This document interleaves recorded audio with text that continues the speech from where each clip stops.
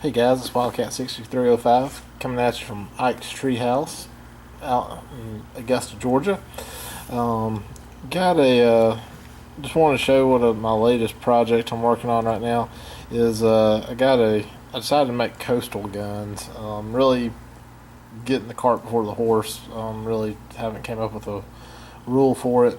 As far as my Global 40 house rules and customizations is concerned, but the one big thing is this past week was my birthday, and with my combined birthday and Christmas money, I decided to buy Global War 1936 through 45.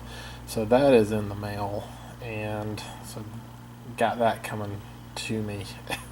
And one thing's in that game is coastal guns. And rather than go out and buy all the really, really nice pieces from HBG, I decided to repurpose some of the artillery pieces from the original, right from the older versions of Axis and Allies. And I actually bought a few extras from HBG when I ordered the game, just because I was like, well, those are cheaper. I'll just go ahead and toss those in.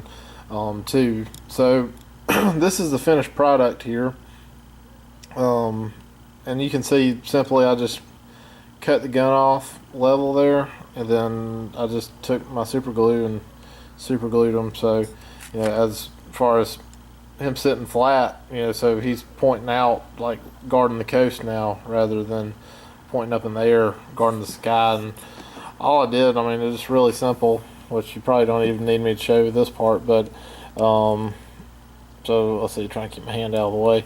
So I just kind of scored it where it comes across with my X-Acto knife on one side, and then flipped it over to the other side and scored it on that side, trying to keep my hand out of the way and not cut myself, and kind of scored it on there too, and flipped it back over, try to cut through, and bam, there. So now we have a flat stand and the coastal gun, and the gun part of it. So as you can see, I kind of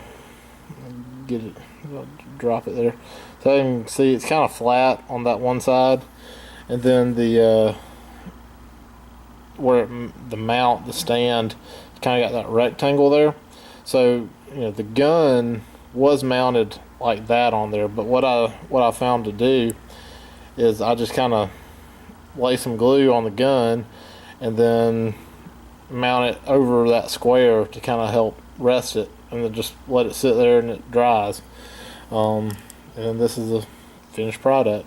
So I know probably a lot of people, if you've been into Axis and Allies for a while, you probably have a bunch of these sitting around, and if you're like me, I kind of like using the army pieces for those guns, because to me the AA guns kind of fall more under a unit, whereas to me the coastal guns is more of a facility.